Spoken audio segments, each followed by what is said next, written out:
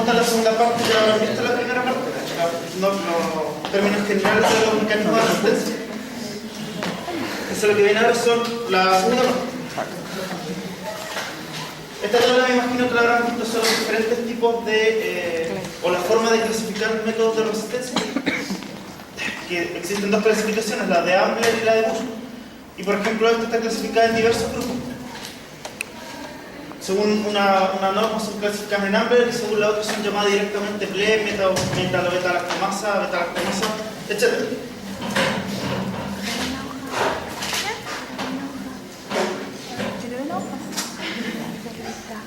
Esta es más o menos la distribución de la beta-lactamasa a nivel natural y según qué tipo de, o cómo es almacenado el gen básicamente, el plásmido o el gen de resistencia, que puede ser en el caso de las bacterias gram positivas a nivel cromosómico o a nivel de plásmido, la forma de transmisión. Obviamente cuando es un gen de resistencia a nivel cromosómico significa que es una resistencia natural a algún agente antimicrobiano.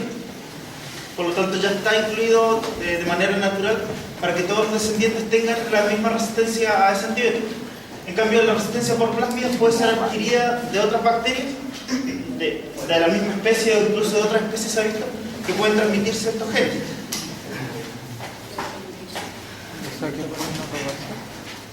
Básicamente el gran negativo y gran positivo es el mismo método, genes a nivel cromosómico y genes transmitidos por plásmido. Después hago correr una lista, por favor. Sí, ya lo después lo paso al libro.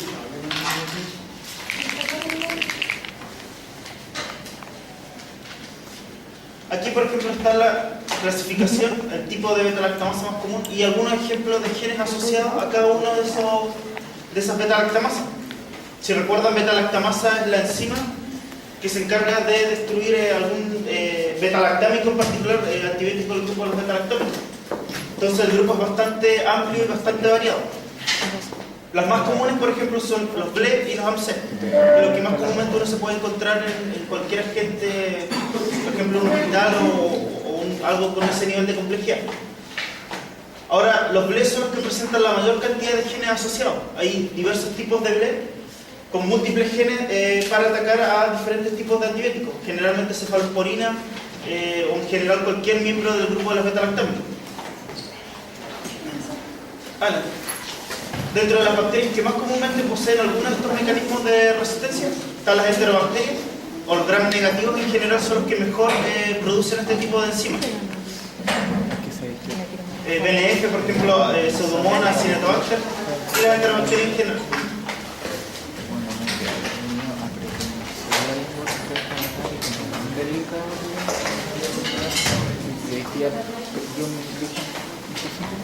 Parece que no tengo nada. No lo puse. Esta es la evolución histórica de los BLE.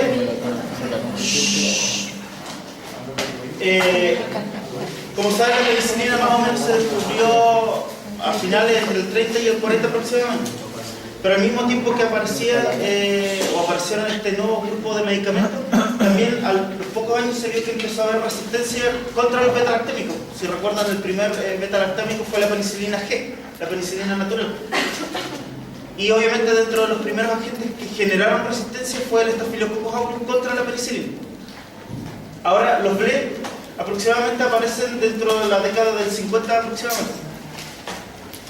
Y principalmente, o anterior a las beta-lactamasas, las primeras que se detectaron en el año 40 se vieron en cepas de Escherichia coli. No en todas, siempre fue algo bastante incipiente que con los años se ha ido multiplicando. Ahora casi todas las cepas que hay, o varias cepas, ya son productoras de BLE. En el año 56 fue donde se liberaron, por decirlo, al mercado las cefalosporinas. Y obviamente las cefalosporinas son bastante ocupadas a nivel mundial en el tratamiento de infecciones. Por lo tanto, comenzó inmediatamente la producción de beta-lactamasas plasmidiales, principalmente por Escherichia coli y Klebsiella pneumoniae. Y estos fueron los tres primeros genes productores de BLE que se asociaron a estos agentes, el TEMP1, TEMP2 y el CHB1. Esto principalmente fue descubierto en una región de Grecia que se llama Temoniera. Ahora, con los años posteriormente, ya empezaron a aparecer más tipos de bacterias que podían generar BLE, más cepas, y con genes más diversos. Además de estos tres que estaban originalmente, se agregaron el SHB2 y el TEMP3.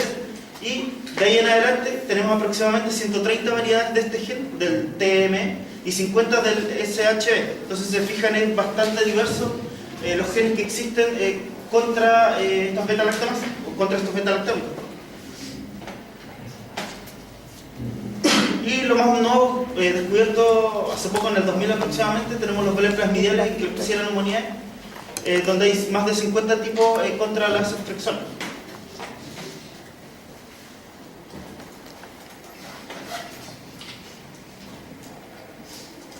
Esta es la distribución de las beta-lactamasas en el mundo. Las grandes regiones donde se detectan estas enzimas son principalmente donde más se usan antibióticos: Estados Unidos, Europa, el Asia-Pacífico o Asia en general, y Latinoamérica. Ahora, la mayoría de estas cepas, si se fijan, son puras Klebsiella y Escherichia coli, son diferentes cepas, y son las que mejor producen o las que mayor variedad de estas enzimas generan. Ahora, el porcentaje varía de país en país, y del antibiótico obviamente que se está ocupando, depende del tipo de cefalosporina o de beta-lactámico en general.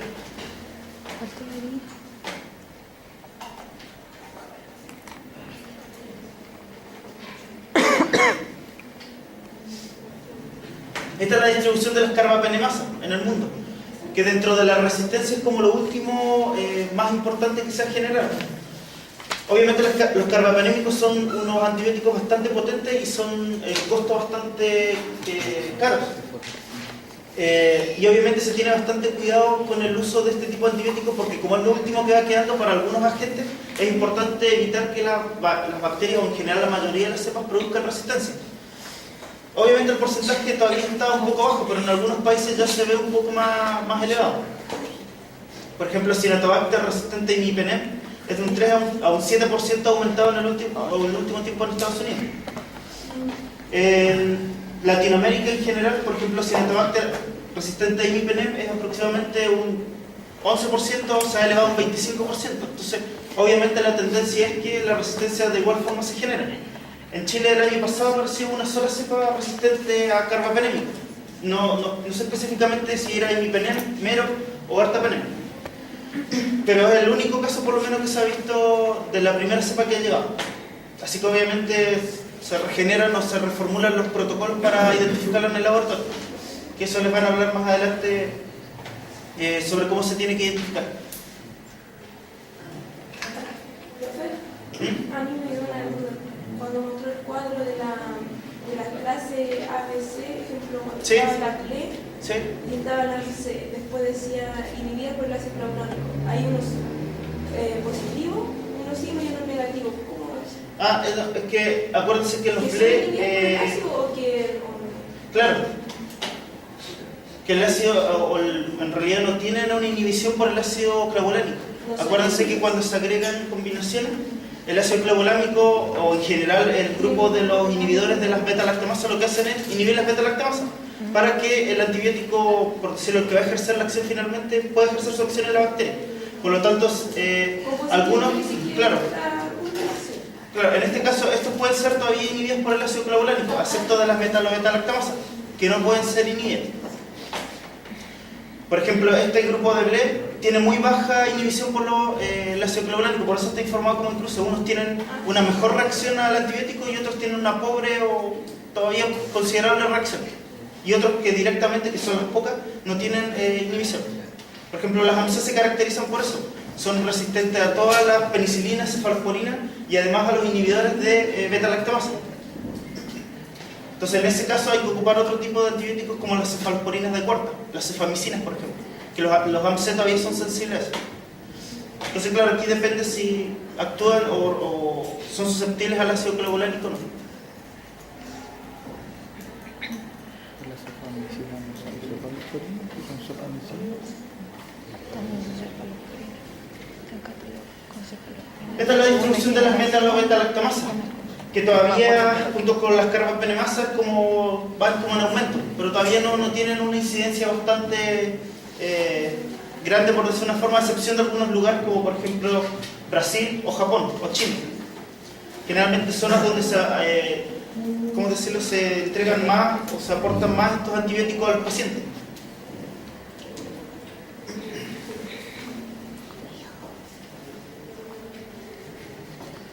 Estas son las Klebsiella pneumoniae, resistentes a carbapenémicos principalmente. Básicamente a nivel mundial. Hay diferentes clones a nivel mundial. En Estados Unidos, en China, donde se reportan aproximadamente unos 3 casos, o 3 diferentes cepas. Y obviamente también hay metidos entre medio Escherichia coli o en general enterobacterias, que también tienen, o se ha visto que tienen cierta resistencia a algunos carbapenémicos. Pero en general los BNF son los que presentan la mayor cantidad de resistencia a estos agentes. Y después algunos reportes aislados en Francia, Grecia y Inglaterra, o Reino Unido. Aquí a nivel Latinoamérica, lo que generalmente, o en la zona donde se ve más es en Colombia, que se han visto algunas cepas un poco más, más resistentes a este antibiótico. Y como les decía ahora, actualmente, el año pasado, no sé de qué, esto es del 2008, por eso no parece, pero el año pasado se incluye de Chile, y obviamente lo más probable es que Brasil también tenga cepa, y creo que Argentina también tenía una cepa. Así que ahora ya se amplió un poco más hasta el 2008 era solamente Colombia.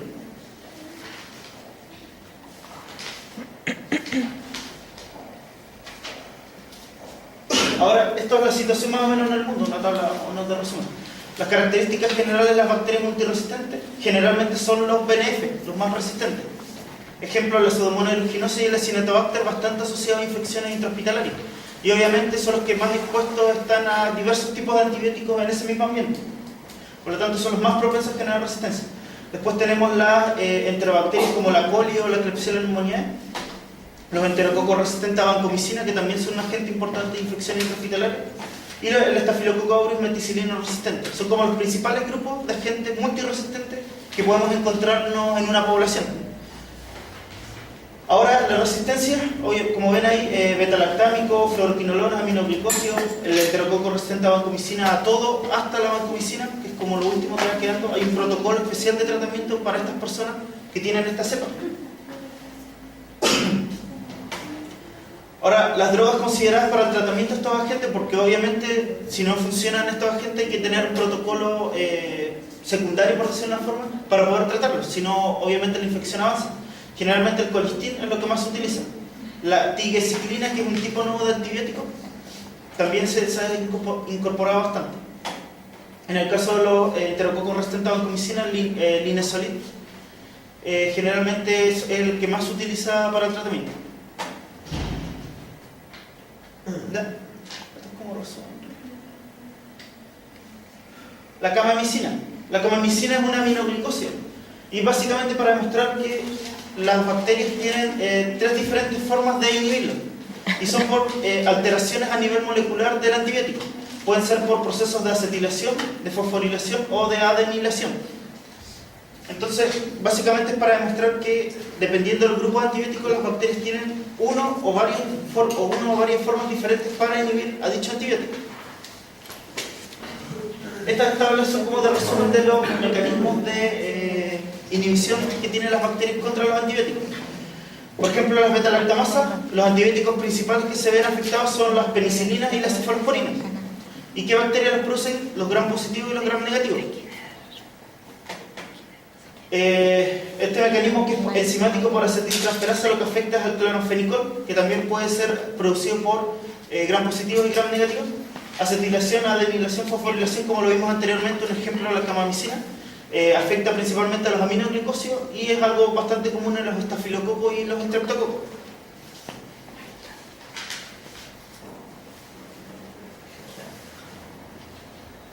Bueno, eso se supone que era una imagen animada, pero como es PDF no se puede ver. Él le viene en la clase a la profesora para que... La alteración del sitio blanco. Básicamente la alteración del gen lo que hace es modificar el blanco o el sitio, la proteína o la enzima donde va a atacar el antibiótico.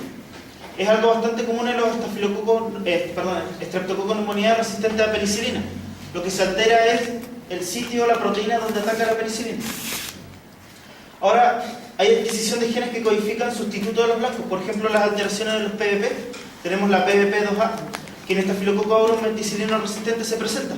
También, por ejemplo, algunas bacterias como las Neisseria, la Neisseria gonorrhea, por ejemplo, también tiene un mecanismo similar, que es alteración de PBP. Cuando llega un antibiótico que está diseñado a atacar a la PBP tipo 1, obviamente se da cuenta y para resistir ese antibiótico deja de producir esa proteína, esa PBP1, y desactiva el gen y activa otro gen que produce la misma PBP con la misma función, pero con una pequeña modificación.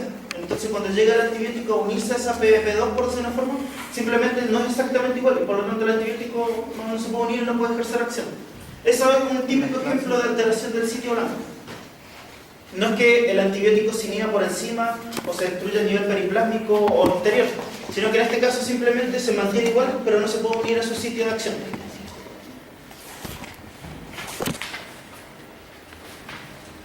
Otros ejemplos, por ejemplo, tenemos el gen RPSL, resistente a la streptomicina, hay resistencia al ácido nalíxico, resistencia a los beta-lactámicos, que lo más común es en la PBP, donde la mayoría de los beta-lactámicos son, sobre todo la penicilina, la resistencia a trimetoprim, resistencia a macrólidos, etc. Estos son como los más comunes de la alteración del sitio blanco. Hay otros más, pero estos son los más destacados.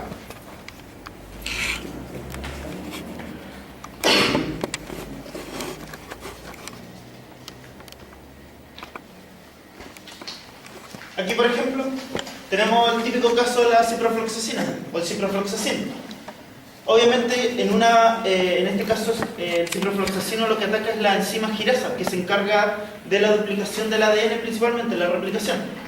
Por lo tanto, obviamente el ciprofloxacino viene, se une al ADN girasa y por lo tanto ese ADN ya no puede replicarse ni hacer nada por el estilo. Por lo tanto, la bacteria no puede dividirse, y si no puede dividirse, hasta ahí más llega el crecimiento bacteriano.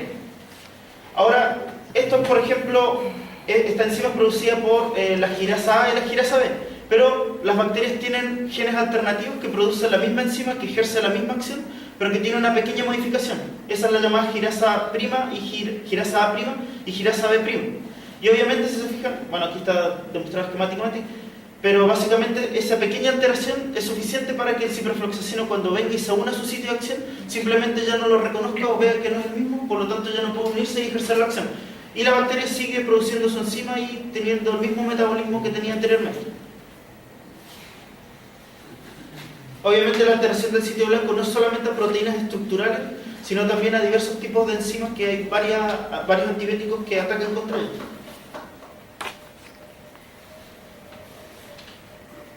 Por ejemplo, en el Staphylococcus aureus meticilino resistente, o el MRSA como es conocido, tenemos que esta alteración puede darse en Staphylococcus aureus y Staphylococcus coagulasa negativo.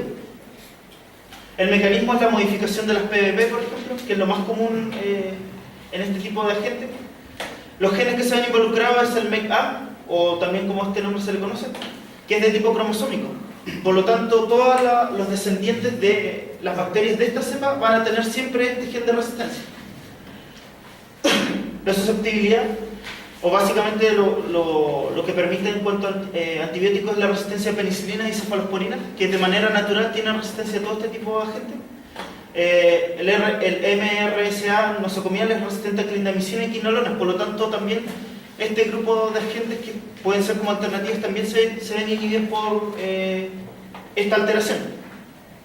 Y el comunitario y sensibilidad a clindamicina, clotrimoxazol y eritromicina, que obviamente todavía pueden emplearse para el tratamiento en la comunidad.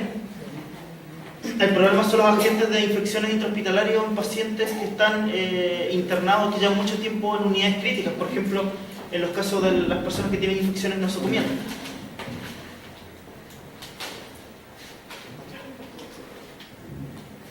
La epidemiología, aproximadamente un 80% de las cepas hospitalarias de Staphylococcus aureus. Si se fijan, es un porcentaje bastante amplio. Solamente hay un 20% que se escapa, a nivel hospitalario estamos hablando, de estas cepas de Staphylococcus que no tienen este gen.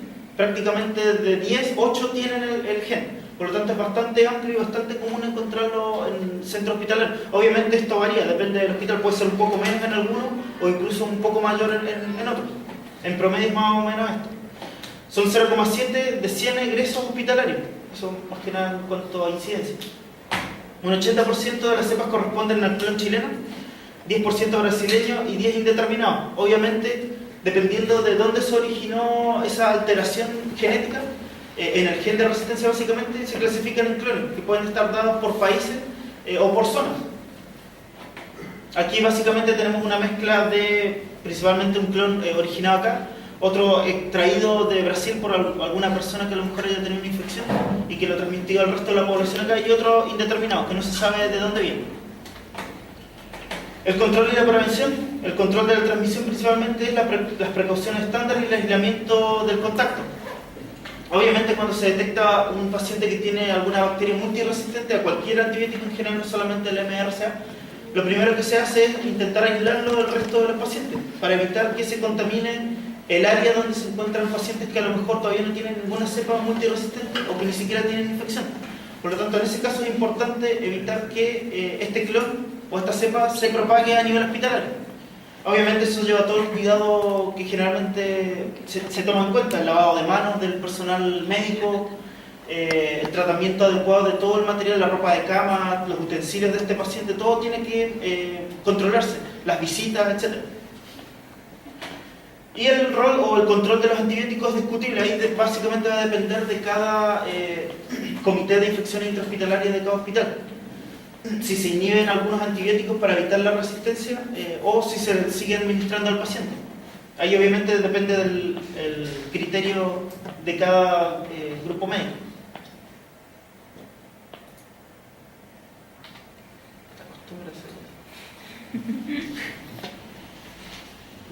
Los MRSA en el mundo, básicamente en general tienen un porcentaje bastante alto en cuanto a presencia a nivel mundial.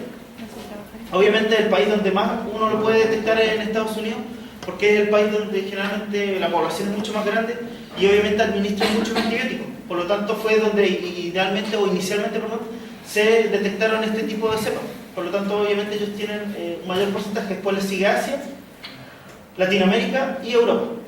Ahí obviamente depende de cómo se controla este tipo de agentes o este tipo de cepas a nivel intrahospitalario, de qué protocolos tienen para trabajarse. Esto, por ejemplo, es el avance o el aumento del porcentaje de la prevalencia de estos agentes en las 3 principales zonas donde se presentan a medida que avanzan los años. Básicamente, por ejemplo, a nivel latinoamericano es como que va variando a nivel o en cada año. ¿Sí? Profe, ¿África nunca lo estudia? Es que el problema de África primero tiene que ver con con el acceso a los antibióticos que tiene la población. De todos los países africanos, diría que los que mayor acceso tienen, o un poco más de acceso a los antibióticos, sería Sudáfrica y los países del norte de África. Entonces, estadísticamente no es, no es relevante o no es representativo de todo el continente. Por lo tanto, solamente uno diría unos países. Por eso generalmente no se coloca África, porque todos los países no tienen acceso a los antibióticos. Por eso, básicamente, todavía ahí existen problemas de infecciones y no tienen problemas de enfermedades crónicas como los países occidentales en general. Obviamente llevan una estadística, los países que tienen acceso tienen que llevarla sí o sí. El caso aquí, lo más común o lo que siempre va en alza es en Estados Unidos, y obviamente está eso directamente relacionado a la cantidad de antibióticos que se le administra a la población o cómo la población tiene acceso a estos antibióticos. Por eso siempre va como en aumento.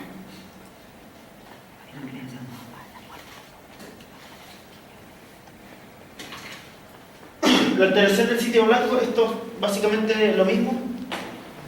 Aquí tenemos la metilación del RNA 23S. ¿Recuerdan qué significaba 23S?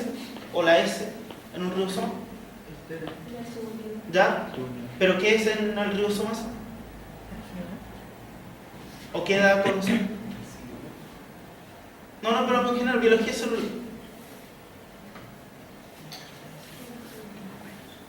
¿No? Acuérdense que hay 2 subunidades de los ribosomas. Y se evalúan en ese, por ejemplo, 70S o 50S, 30S, etc. Es la unidad de sedimentación básicamente de esas subunidades. El típico caso de esta alteración es para la eritromicina y la lincomicina, y se da principalmente en los estafilococos. La RNA polimerasa, el antibiótico que básicamente no puede ejercer su acción en la rifampicina, y esto se da principalmente en enterobacterias. En enterobacterias también la alteración de la subunidad 30S de los ribosomas y las proteínas de unión, por ejemplo en el caso de la penicilina, las PBP. Aquí tenemos diversos tipos de bacterias. Streptococcus, ¿puede ser?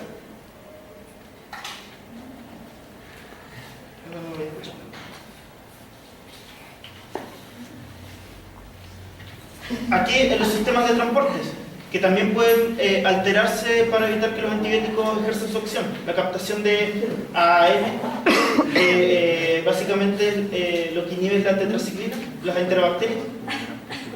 La energía de membrana celular, en donde se ven o evita la acción de los aminoglucósidos y los anaerobios. ¿Cuál es un género típico de anaerobio? ¿Cómo? Un género tipo de anaerobio clostridio. Eso es bastante común.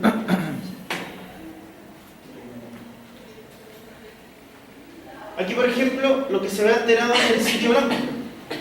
Esta es la lisis normal de la bacteria o la reacción normal de la bacteria, una cepa, supongamos que no es resistente. Obviamente el beta-lactámico ingresa, se une a la PBP o la proteína fijadora de penicilina y obviamente esta ejerce su acción e inhibe la síntesis de la pared celular. Ahora, en una bacteria que es resistente, esta PBP es en cierta forma desechada o cambiada por otra PBP, que si se fijan tiene una pequeña alteración. Esa alteración es suficiente para que evite la unión del antibiótico, en este caso el beta-lactámico, y obviamente no ejerce su acción. Por lo tanto, la pared celular se va a seguir produciendo normalmente y no va a haber ninguna alteración en general.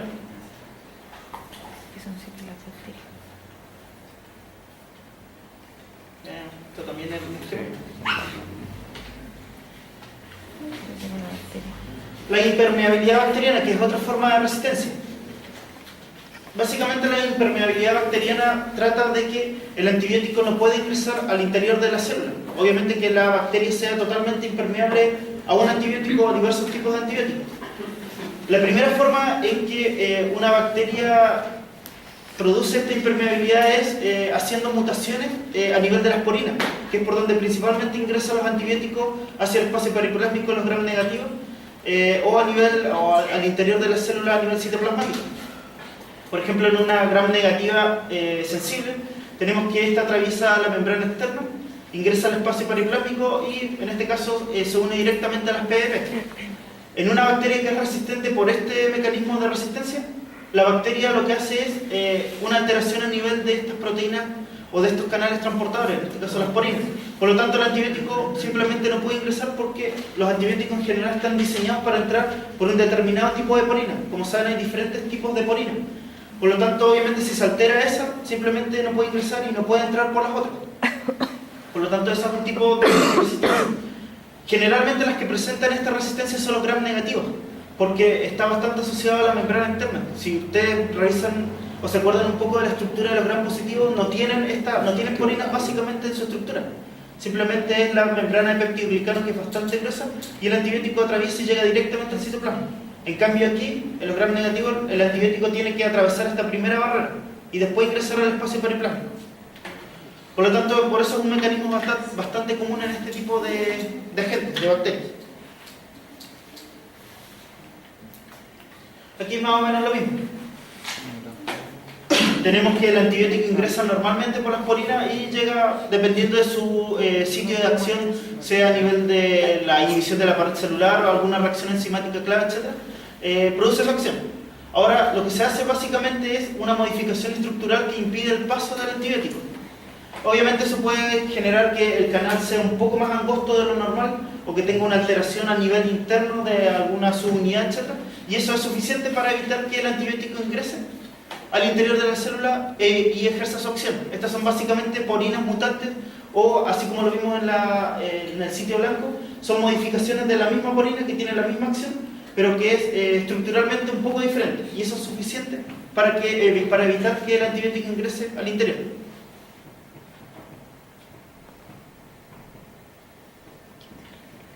Eso también era el mismo esquema.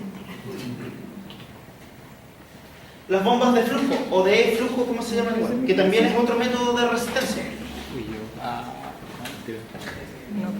Básicamente, como su nombre, si lo imaginan, bombas de flujo, básicamente es una especie de bomba, así como una bomba de agua, toma agua y la libera en gran presión hacia otro lugar.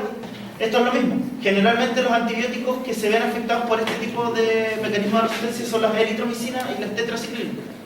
¿Y en qué consiste básicamente? Que las bacterias fabrican o producen diferentes tipos de canales de proteínas, tipo porinas o algo por el estilo, a nivel obviamente de la membrana celular y a nivel de la membrana externa. Y obviamente la bacteria, el antibiótico va a ingresar normalmente al interior de la bacteria, pero estas bombas o este sistema de proteínas lo que hace es tomar el antibiótico y expulsarlo nuevamente hacia afuera. Y obviamente lo que se intenta controlar, obviamente la bacteria no va a evitar que el antibiótico ingrese porque no va a poder eliminar a todos los antibióticos que ingresaron a la célula, pero la idea es que la mayoría del antibiótico sea totalmente expulsado hacia afuera y que queden muy pocas unidades para que no ejerzan o no tengan un efecto mayor sobre la bacteria. Por lo tanto, obviamente no es un método 100% infalible, pero funciona bastante bien. ¿Pero efectivamente tendría eso? Generalmente los gram negativos se especializan más en todo este tipo de métodos de resistencia. Los gram positivos se especializan más en las beta-lactamasas, que es como su principal mecanismo de acción. En general, los gram negativos producen todo este tipo de mecanismos alternativos. Además de las beta-lactamasas, también tienen esta como alternativa.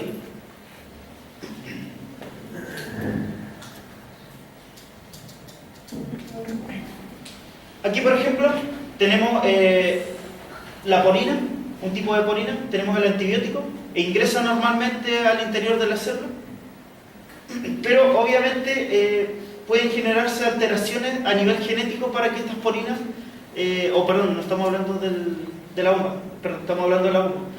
Lo que se hace básicamente cuando la bacteria detecta el ingreso del antibiótico, lo que hace es activar estos genes, que generalmente están asociados a la producción de estas bombas.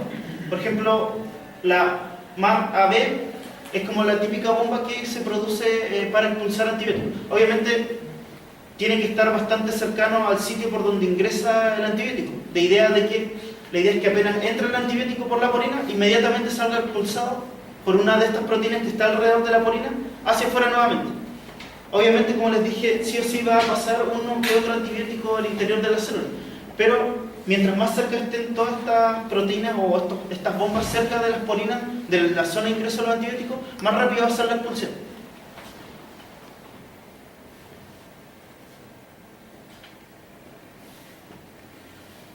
Aquí básicamente lo mismo. Tenemos la porina, el canal iónico o algún canal a nivel de membrana. El antibiótico ingresa. Una vez que está al interior puede ser expulsada inmediatamente por, obviamente, extracción activa. Esto significa que hay que utilizar o gastar energía en esto. Es eliminada inmediatamente hacia el exterior de la bacteria.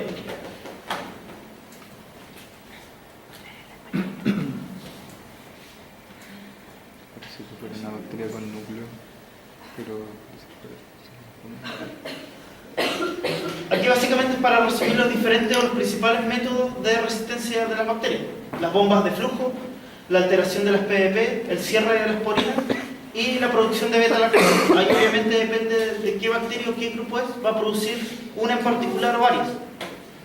Como les decía, los gram positivos generalmente se caracterizan por las beta-lactamasas, porque obviamente estructuralmente no tienen porina porque su membrana o su pared celular no tiene una membrana externa, es simplemente una capa gruesa de peptidoglicano. Por lo tanto, hay algunas que por lógica no se van a producir en este grupo. O la alteración de las PDP, que también se dan en los gram positivos. Alteración de la ADN aspirasa en el caso del ciprofloxacino, alteración de los blancos en cuanto a los antibióticos que atacan a nivel de los ribosomas, algunas de las subunidades en particular.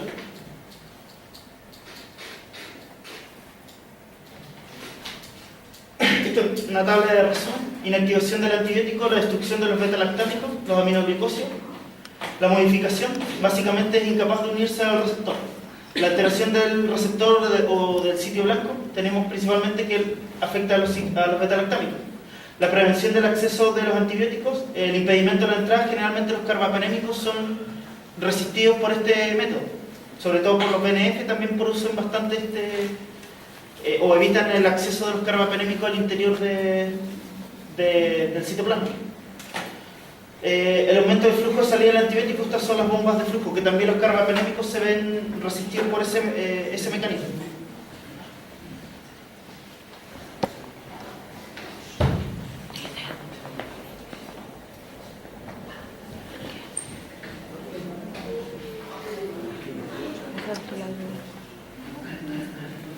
La lista este esquema como lo mismo pero resumido. Esa tabla son la resistencia medida por plasmid. Que eso hoy les voy a pedir que lo vean después en su casa. Básicamente lo mismo que hemos visto anteriormente, pero por cada tipo principal de antibiótico. Ya, ahora la situación en Chile. Generalmente, o a nivel nacional, los centros informantes de la susceptibilidad in vitro varían de año a año y generalmente son unos pocos hospitales y clínicas. No es que todos los centros o grandes centros del país aporten los datos para hacer esta estadística, sino que son algunos. Pero generalmente los que más están metidos en esto son hospitales y algunas clínicas, principalmente Integramédica, sobre todo, que es un centro privado, se ocupa bastante de esto y se encarga bastante de el análisis de la estadística de la resistencia a nivel nacional. ¿Ya? Eso en general como diferentes hospitales. Que, por ejemplo, en este año el hospital regional de acá no participó, no entregó su estadística de la susceptibilidad in vitro. Ahora, la susceptibilidad in vitro de Escherichia coli en el año 2009 en población adulta. Básicamente, estos son los principales tipos de antibióticos que se ocupan por una cuestión de relevancia que tienen, o obviamente son los que más se administran en la población. Por ejemplo, aquí están divididos en urocultivos ambulatorios, hospitalizados y hemocultivos. El clotrimoxazol y la ampicilina básicamente aquí demuestra la resistencia que tienen porque son uno de los agentes más empleados para las infecciones de estas infecciones, sobre todo de los urocultivos. Si se fija, la nitrofurantoína, que también es una de las más empleadas para tratar las infecciones urinarias, todavía sigue teniendo una buena sensibilidad por parte de las bacterias. Son muy pocas las que tienen resistencia a la nitrofurantoína. Y la ventaja de la nitrofurantoína es que es muy barata y por eso generalmente lo ocupan bastante, lo administran bastante en hospitales chicos o en consultorios, porque el costo es muy bajo que tienen y es bastante efectivo. Los carbapenémicos todavía siguen teniendo una muy alta resistencia, hasta este año que era el 2011.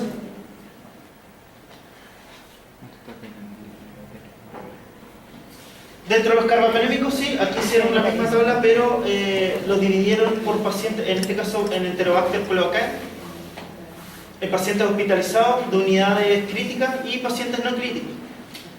El ertapenem es como el que todavía, o que está presentando una disminución en su susceptibilidad en estos tres grupos de pacientes. Todavía el imipenem y el meropenem tienen una alta sensibilidad. Ahora, el imipenem es idealmente el que más se administra para el tratamiento con carbapenémicos, porque tiene una mejor reacción y una muy baja toxicidad en comparación con los otros dos.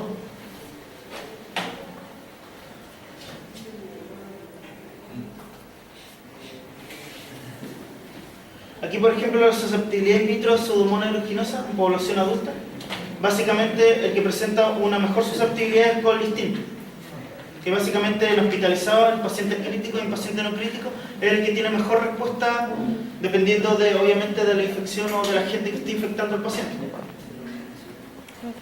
Por ejemplo, el cefepime, que es una cefalosporina de primera generación, tiene muy baja susceptibilidad y obviamente sería un riesgo darle a un paciente un antibiótico que se sabe que las bacterias tienen resistencia, o la mayoría de ellas, o que a lo mejor no va a funcionar o no va a reaccionar bien.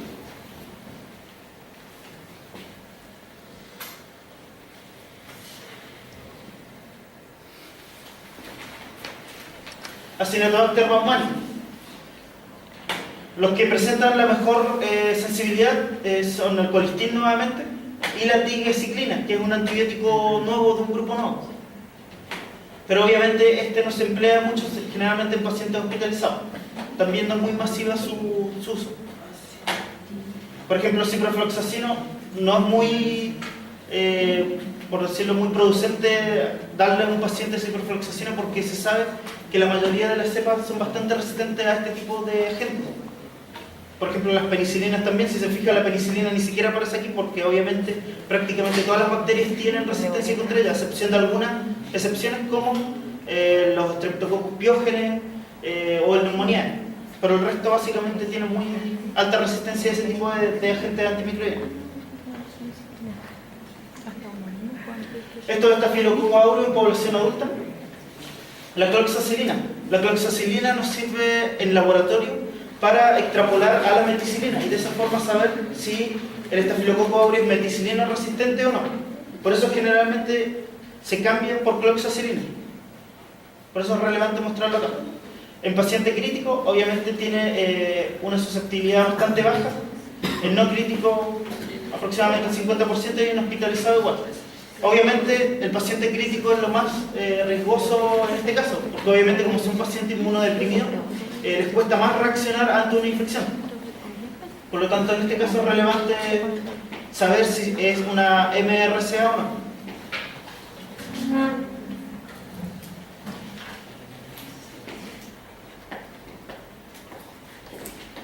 Enterococcus faecium en el año 2009 en población adulta, ampicilina, vancomicina y tectoplanina fue lo que principalmente fue probado. La susceptibilidad a ampicilina, que es un derivado de la penicilina, básicamente es muy baja, así que obviamente también no es muy buena idea administrar a un paciente ampicilina, porque se sabe que en realidad va a funcionar en muy pocos casos. La vancomicina, obviamente depende si es una cepa resistente a vancomicina, si es una ERB o no. Si lo es, obviamente la vancomicina lo más probable es que no pueda tener acción. Y la tectoplanina, que también es utilizada como sustituto, en el caso de la vancomicina, para el tratamiento de cepas de ERB, que todavía tiene una muy buena sensibilidad.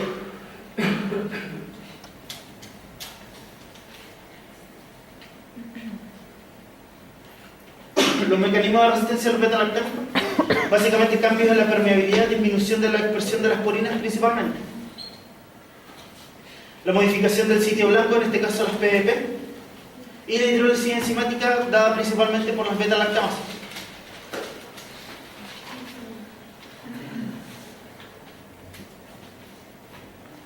Este es un esquema de resumen de los mecanismos de resistencia, dependiendo si son gram positivas o gram negativas. En el caso de las gram positivas tenemos el beta-lactámico, tenemos que principalmente afecta la producción del péptidoglicano de la pared celular. Ahora, si hay una falta de unión o PBP alterada, lo más probable es que la célula o la bacteria sobreviva, porque obviamente el beta-lactámico no puede unirse a su sitio blanco. Ahora, si esto no pasa, básicamente tenemos que hay proteínas fijadoras de penicilina, es donde principalmente son el beta-lactámico, e inhibe la síntesis del peptidoglicano y obviamente la bacteria va a morir por diferentes cambios osmóticos en su entorno. Ahora, el fármaco también puede ser otra alternativa en caso de que no pueda unirse o la alteración de las PDP no funcione. Puede producirse beta-lactamasa, lo que va a hacer que la célula sobreviva y que obviamente el antibiótico sea inhibido. En el caso de las gram negativas, tenemos la membrana externa. Si no cruza la membrana externa, en este caso tenemos la alteración de las porinas o del transporte del antibiótico al interior. Tenemos que obviamente la bacteria va a sobrevivir. Si eso no pasa, en el espacio periplásmico pueden alterarse las PDP o las proteínas de unión a penicilina, lo cual obviamente va a llevar a que la bacteria sobreviva. Ahora, si esto no ocurre, tenemos la otra opción, o las bacterias tienen la otra opción de producir las beta-lactamasas para destruir finalmente al antibiótico y obviamente lograr la supervivencia. Si nada de esto funciona, en el caso de las bacterias que no son resistentes a los antibióticos o a algunos antibióticos, finalmente lo que ocurre es la muerte de la célula, principalmente por la inhibición de la síntesis del peptidoglicano. Entonces hay varias alternativas, estas son algunas, para que las bacterias puedan resistir a los antibióticos. Como les decía, depende de la cepa, hay algunas que no son resistentes a nada y que fácilmente se llega a la destrucción de ellas, y otras tienen uno o varios mecanismos de resistencia para evitar su muerte.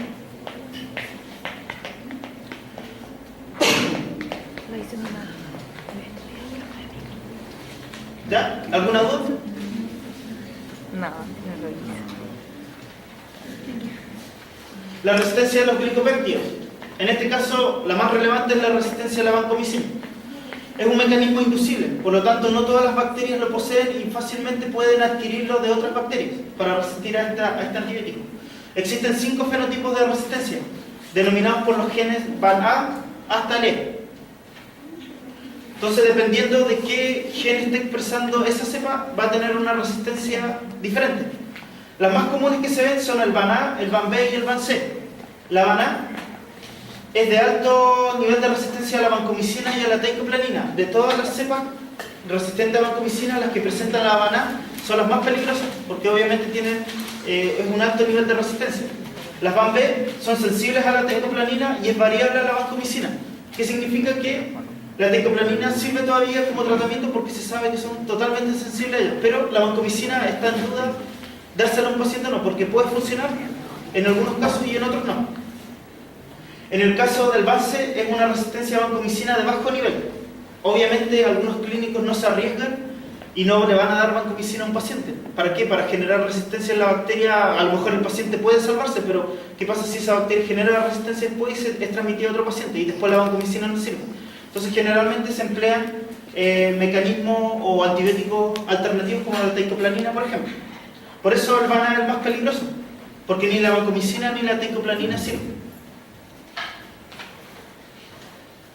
Y los otros métodos o los otros genes de resistencia de VAN, la verdad son poco relevantes y están asociados a otro grupo, pero pueden darse los casos. No son de tanta importancia. El VANA, como les decía, es de alto nivel, es inducible por glicopéptidos, significa que la bacteria tiene que detectar al antibiótico en su interior y una vez que lo detecta, monta una reacción o activa estos genes o produce genes para resistirlo posteriormente. Es de tipo plasmídico. Obviamente, como es plasmídico, puede transferirse a otras bacterias por diferentes tipos de, de transmisión de genes, conjugación principalmente, transformación o transferencia, etc. Se observa especialmente en Enterococcus faecium y en menor medida en Enterococcus faecalis. Por eso existen principalmente las cepas de ERB, que son las más peligrosas y las que más se pesquisan a nivel hospitalario. La resistencia de VAN-B de bajo grado es inducible igual, es cromosómica a diferencia del VAN-A, generalmente son genes que ya están en alguna cepa en particular, a nivel de su ADN cromosómico, y no es transferible. Por lo tanto, solamente los descendientes de esa bacteria van a poseer este nivel de resistencia. Solo para vancomicina, y tenemos que el faecium es el que representa en mayor proporción. El VAN-C de bajo grado, también cromosómica y con muy poca repercusión clínica, solo para la vancomicina. Pero obviamente un clínico nunca se va a arriesgar, sobre todo si es un clínico, un internista, por ejemplo, un infectólogo, que son los que más manejan esto, no se van a arriesgar a darle a un paciente vancomicina para generar posteriormente resistencia, sobre todo. El problema son los clínicos que, por ejemplo, los médicos generales, o los que son de áreas completamente diferentes, por ejemplo, un geriatra. No ubica mucho lo que es los antibióticos, los antimicrobianos, o los mecanismos de resistencia, todo. Entonces, eso generalmente los que hay más problemas. La resistencia a las quinolonas, que es otro grupo de antibióticos que igual se emplea bastante. Principalmente la alteración del sitio blanco, que es de tipo plasmídico y es transmisible. La alteración de la permeabilidad también, expresión de porinas y bombas de flujo, mutaciones de la DNA girasa o la topoisomerasa para el estafilococo aureus y pseudomonas aeruginosa. Con que se produzca una sola mutación es suficiente para resistir a este grupo de antibióticos. Para la Escherichia coli, por ejemplo, se ha visto que presenta más de una mutación para resistir al grupo o a cualquiera de los antibióticos de la quinolona.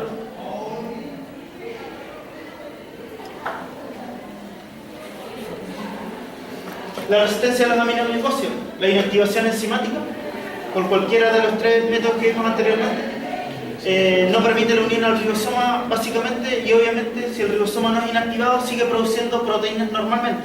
Por lo tanto, la acción enzimática de las bacterias o estructural sigue en pie. La alteración de la permeabilidad también es una forma de inhibirlo. Y la alteración en los sitios de unión, generalmente la alteración de la subunidad ribosómica. Dependiendo de qué antibiótico o qué aminoglicosio es, hay aminoglicosios que atacan la subunidad 30S y otros que atacan la subunidad 50S. Entonces ahí básicamente se altera uno de los dos, cuál es el blanco principalmente.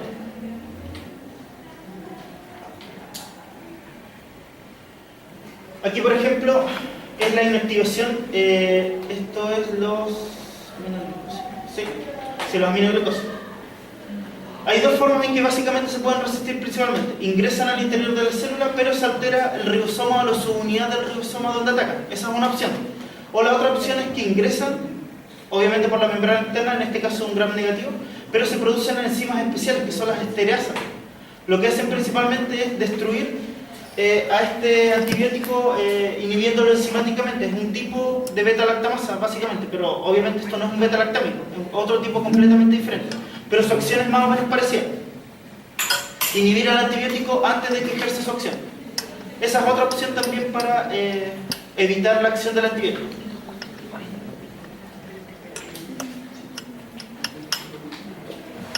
El cloranfenicol. Tenemos principalmente la producción de acetiltransferasa, que acetila la molécula del antibiótico impidiendo su unión a los ribosomas bacterianos. En este caso es una alteración molecular. El antibiótico no es disgregado ni roto en ninguna cadena o en ninguna parte, sino que simplemente lo que se hace es agregarle un grupo extra, en este caso un grupo acetil. Y obviamente, como tiene ese grupo acetil insertado en su estructura, obviamente eso cambia su estructura final y no puede unirse o ejercer su acción. ¿Una microbicosis? Ah, no. ¿Dónde iba? Este mecanismo es intracromosómico y determina la resistencia de alto nivel en los casos de la hemófilos, la Shigella y la Salmonella típica. En la Shigella y en la Salmonella, generalmente el cloranfenicol no se administra porque puede resistirse de esta forma. Lo mismo pasa con las cefalosporinas de primera y segunda. No es muy recomendable dárselo a una Salmonella o a una Shigella, porque tienen enzimas para inhibir ese antibiótico.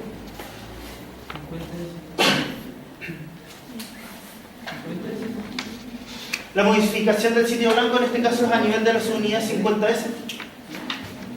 La disminución de la permeabilidad de la pared bacteriana a la droga también es una forma de resistencia, en este caso en general a las tetraciclinas.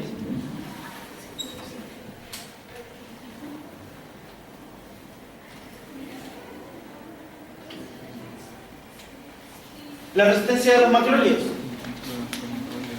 está dada principalmente por la alteración de la permeabilidad, y esto se da principalmente en enterobacterias y pseudomonas. Aquí obviamente tenemos bombas de flujo asociadas a la resistencia, pero que son transmitidas por plasmidos de diferentes cepas resistentes a otras que no lo son.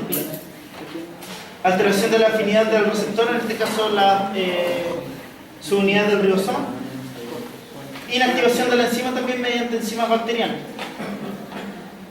En este caso, como existe el anillo beta-lactámico en los beta-lactámicos, en el caso de los macrólidos existe el anillo lactónico, que es el que principalmente se ve afectado por estas enzimas. Ahora esto se da principalmente en los gram negativos.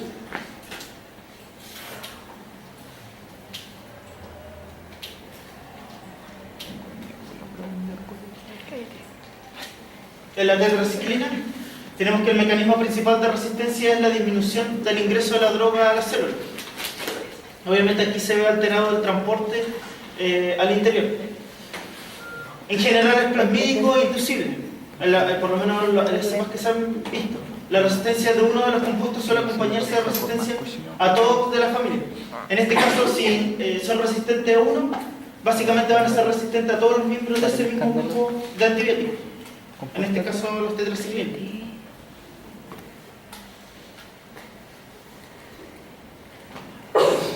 Las lincosaminas. El mecanismo de resistencia es similar al de los macrólidos. La resistencia bacteriana se debe principalmente a la alteración del sitio blanco y se ha observado resistencia transferible por plásmidos de Bacillus fragilis. En casos raros, los cocos gram positivos pueden inactivar la clindamicina por mecanismos enzimáticos, hecho que no parece, que parece no tener importancia clínica. Entonces ahí depende del antibiótico. Ahora las lincosaminas no son muy empleadas a nivel clínico, por lo tanto tampoco tienen mucha relevancia de que si tengan resistencia o no. Generalmente son otros grupos de antibióticos los que se emplean más.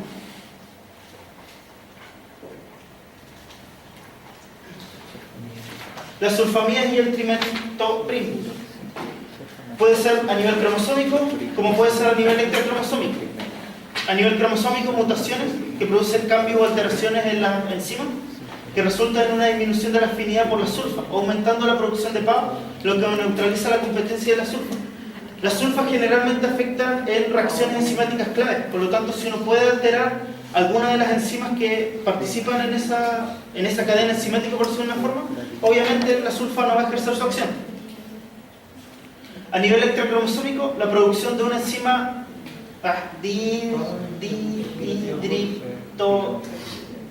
bueno, como sea, alterada, que es 1000 veces menos sensible a la droga, es el principal mecanismo de resistencia a la sulfamida. Obviamente, en este caso es una modificación de la enzima que sigue ejerciendo la misma acción, pero que obviamente es o tiene una menor afinidad por el antibiótico.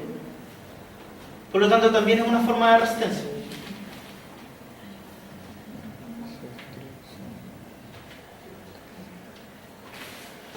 Aquí, por ejemplo, tenemos el metronidazol, que pasa de inactivo a activo dependiendo si obviamente está la enzima presente.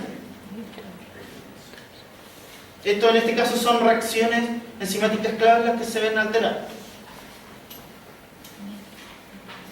Ahora las bacterias resistentes emergentes. Tenemos las enterobacterias productoras de Blé, las enterobacterias AMC positivo, la Pseudomonas aeruginosa resistente a carbapenémicos, el Acinetobacter baumannii resistente a carbapenémicos, el Estafilococo aureus resistente a oxacilina y a glicopéptidos, y el Enterococo resistente a vancomicina. Estas son las principales cepas o bacterias que uno debe pesquisar, sobre todo si está trabajando en un centro grande, que son como las más comunes. Ahora, de las más comunes, el Blé, el AMC, después el ERB, por ejemplo, en el regional, y el Estafilococo aureus. Esos son como los más comunes que uno puede encontrarse, que sí o sí uno va a ver alguna vez en su vida. Ahora, estos dos son más nuevos, así como ya tenemos una cepa del año pasado, no creo que sea cuestión de tiempo hasta que empiece a aparecer en otros centros hospitalarios. Así que después van a tener la posibilidad de ver. El control y la prevención. Obviamente hay que controlar a estas bacterias para evitar de que se propaguen en la población o en los centros hospitalarios. En este caso es primordial detectar la resistencia en el laboratorio, porque si uno la detecta bien, obviamente lo informa al comité que está encargado de las infecciones intrahospitalarias y ellos tienen que tomar todas las medidas adecuadas. Obviamente, si es un caso bastante grave de algún brote importante, debe informarse al Ministerio de Salud o al ISP y ellos también tomarán las medidas correspondientes. Por lo tanto, en este caso es importante detectar bien los mecanismos.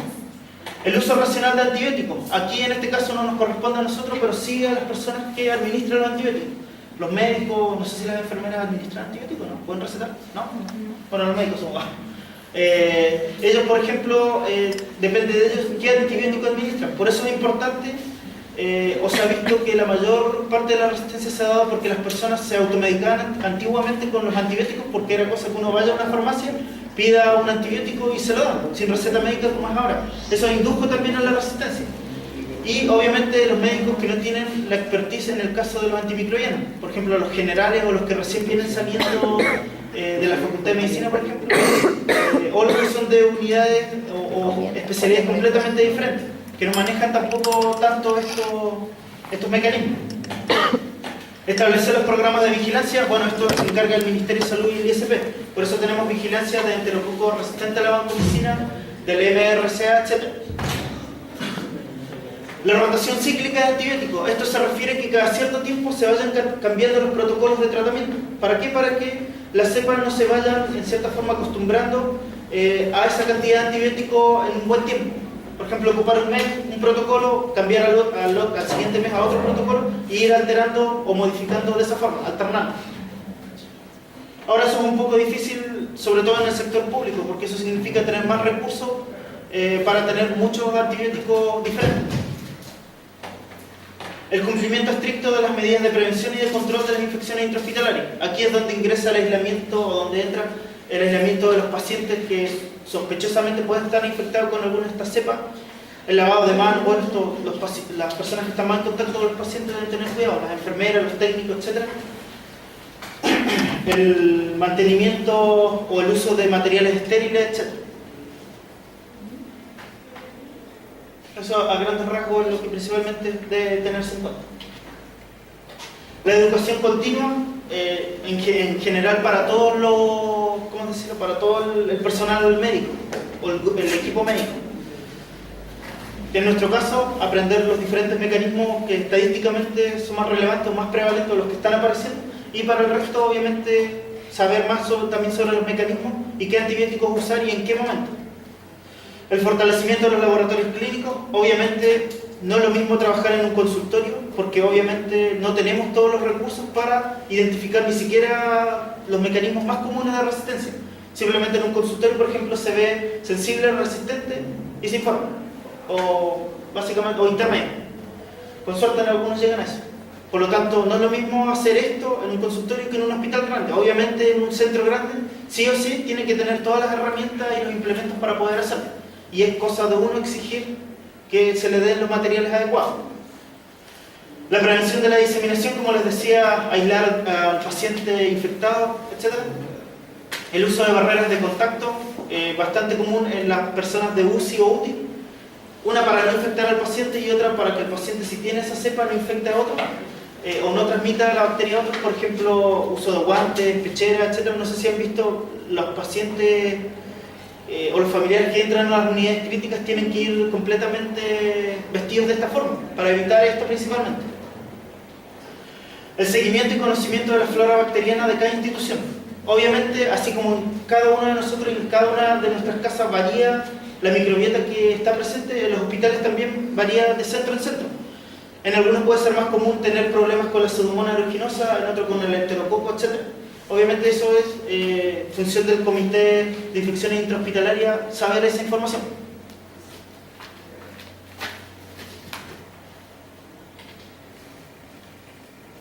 Y esto es una frase que es: a pesar de la naturaleza multifactorial de la resistencia antibiótica, la cuestión central continúa siendo bastante simple.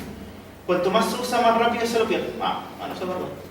Obviamente, así como el carbapenémico era lo último que había salido, ya hay cepas, sobre todo en los países del norte, principalmente Estados Unidos o Europa, que ya tienen bastante resistencia a los carbapenémicos. A nosotros recién nos llega. Pero obviamente eso depende del uso. Si mientras más indiscriminadamente se usa los carbapenémicos, más rápido se va a esparcer la cepa resistente a nivel nacional. Tiene lógica. Y eso básicamente se puede aplicar a un caso histórico de la penicilina, que se empezó a usar para todo tipo de infecciones y al final, a los 10 años o menos de 10 años después, ya había un estafilococo resistente a penicilina. Y creo que no, la enterobacteria fue un poco después. Así que obviamente tiene algo de verdad esta frase.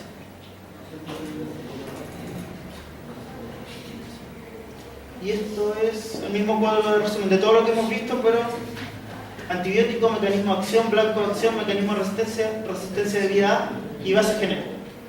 Nos puede servir para estudiar. Como lo mismo anterior, pero más resumido. Aquí es lo mismo. Los principales antibióticos y también más gráficamente donde se ven inhibidos principalmente por las bacterias.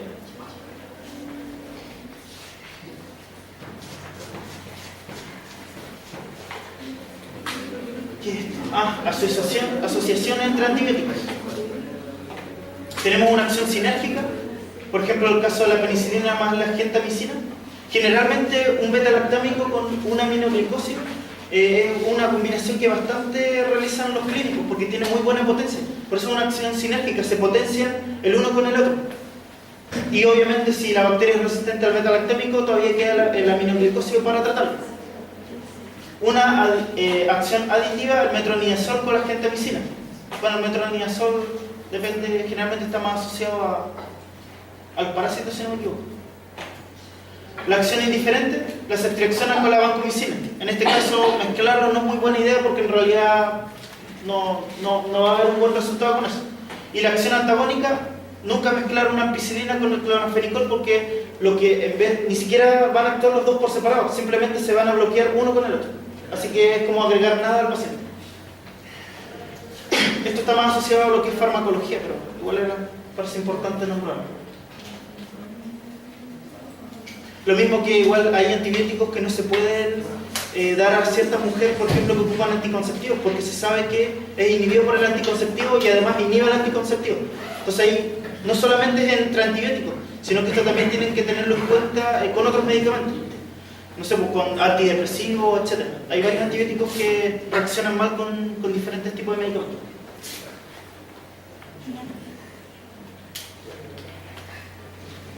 Y esto resume penicilina. La resistencia se da en coco gram positivo, coco gram negativo, bacilo gram positivo. La ampicilina, que es un derivado de la penicilina. en coco gram positivo, negativo y algunos bacilos gram negativos. La cloxacilina principal, el único en este caso es el estafilococo aureus que genera, en este caso sería la cepa del MRSA, el estafilococo resistente a la meticilina. Pero uno siempre le informa al clínico cloxacilina, porque no asocian la meticilina con la cloxacilina, a pesar de que son lo mismo. Es básicamente para que ellos entiendan, ¿no? Por eso uno generalmente se informa como cloxacilina.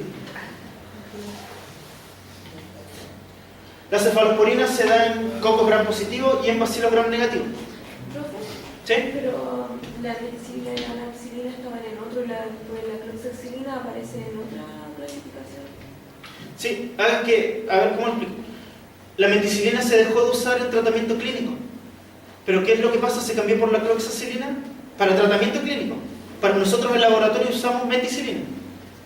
O también oxacilina, porque son básicamente estos tres son iguales, son prácticamente iguales. Pero por una cuestión de toxicidad se ocupa cloxacilina en el paciente.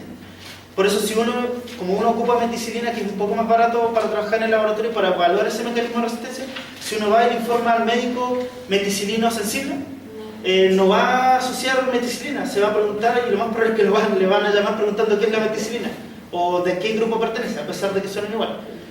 Por eso se le informa cloxacilina. Para nosotros, como dato interno del laboratorio, lo dejamos como meticilina sensible o resistente, pero para el clínico lo informamos como cloxacilina, porque es lo que ellos ocupan in vivo para el tratamiento en el paciente. Es por eso, es como un juego de palabras, ¿no? En realidad. Es para que ellos no se equivoquen al administrar el fármaco.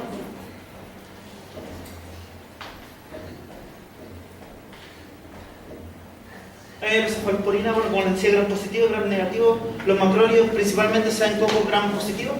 El clonofenicol en gram negativo y anaerobios. La gentamicina en bacilo gram negativo. Y la clindamicina en coco gram positivo y anaerobios.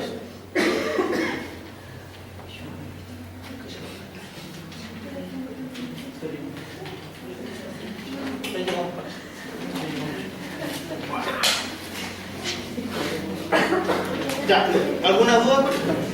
Es un poco denso, sí. Hay mucha información. Pero les recomiendo que para esto se hagan tablas resumen. Es la mejor forma de aprender. ¿Ya? Ya. ¿Quién tiene la lista?